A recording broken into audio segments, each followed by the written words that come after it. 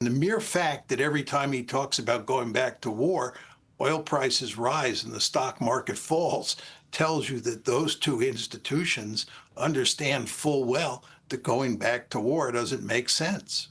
A lot of White House insiders, Tucker Carlson among one of them, has said the president didn't really want to do this war. He acted when he says he acted in person like he didn't want to do it, but he had to do it anyway. So what do you think are the forces pushing him to continue to say this?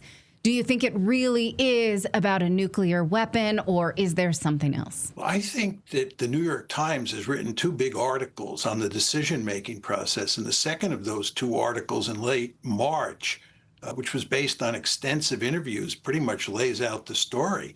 And it's quite clear that President Trump was convinced by Prime Minister Netanyahu and the head of Mossad, a man named David Barnea, that if he used military force in conjunction with the Israelis in a shock and awe campaign where we decapitated the regime, this would lead to the almost instant collapse of the Iranian regime.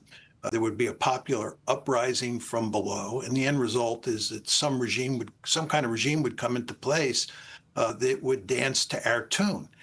President Trump really believed, I think, that we had a war-winning formula. We could win a quick and decisive victory. What's amazing to me about the whole process is that almost all of his advisors told him that this was not a good idea. And some of them told the president, including the head of the CIA, that they were fundamentally opposed.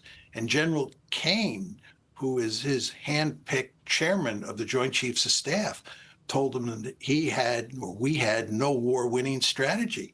Nevertheless, President Trump went ahead, and he went ahead in large part because the Israelis bamboozled him into thinking that he could win a quick and decisive victory. I know. It seems I keep reflecting on your book, The Israel Lobby. It seems like you have these advisors that have surrounded the president and in large part have been telling him this is a nightmare. So what voices do you believe he's listening to that he believed that it was going to be a quick march in, they would kill the Ayatollah, and this thing would wrap up in 4 days? Well, he listened to the Israelis. He listened to the head of Mossad. If you read the Israeli press, there are all sorts of stories that say that David Barnea, the head of Mossad, basically lived in the White House, that he spent so much time in Washington trying to convince President Trump that a shock and awe strategy would finish off the regime and lead to a new regime that was attuned to our interests. And of course, Prime Minister Netanyahu, for him, attacking Iran is his Moby Dick. It's been an obsession with him for about 40 years, and he's been beating President Trump over the head for ages now to go in and finish Iran off. And I think they were able, those two, and a lot of Trump's advisors as well, who are closely tied to Israel, like Jared Kushner and Steve Witkoff, surely helped in the process to convince President Trump that we had a war-winning strategy. And of course, we didn't. People like J.D. Vance and John Ratcliffe, the head of the CIA, were correct. Now, what happens, though, since you've studied the Israel lobby so acutely? They got their way. They got the war they wanted. It is not playing out well for Israel on the world stage. So in your, I guess, estimate, what will they do next if they've lost global public opinion and they've lost this war? It seems like that despair could be equally dangerous. Well, I think in terms of global public opinion, that doesn't really matter to the Israelis. I think if you look at their behavior during the genocide, it's quite clear that they don't care what the global public thinks. I think what's much more important is where we are in this war against Iran. What President Trump is trying to do is to shut down this war.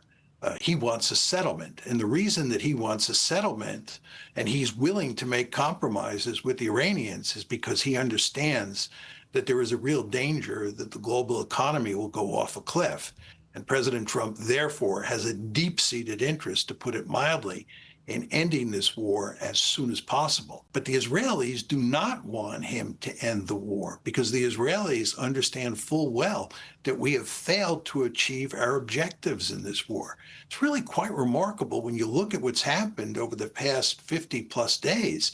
The United States and Israel started off with 4 clear goals. One was regime change. 2 was to do away with Iranian missiles. 3 was to get Iran to stop supporting Hezbollah, the Houthis, and Hamas. And then 4 was to eliminate Iran's nuclear enrichment capability once and for all. We've achieved none of those goals. And indeed, we've created a situation where Iran now controls the Strait of Hormuz, which it did not control the day before the war. That would be February 27th. So we have effectively lost this war. And what the Israelis want us to do is not quit, but to restart the war and try to achieve those goals. When you look at the Strait of Hormuz, because you brought it up, there's a lot that you said there I want to unpack over the next few questions here. But the Strait of Hormuz blockade, you've said, is not only ineffective, it's counterproductive. The United States basically admitting, or President Trump, that we'll have sort of a permanent presence there. How does that help the United States at all? What happened here is we tried to get a ceasefire. And 2 of the key elements in that ceasefire were, number 1, the Israelis would stop bombing Lebanon. And number 2, the Iranians would then open the Strait of Hormuz. And this past Friday, we had a ceasefire between Israel and Hezbollah in place, and the Iranians indicated that they were going to open the Strait of Hormuz.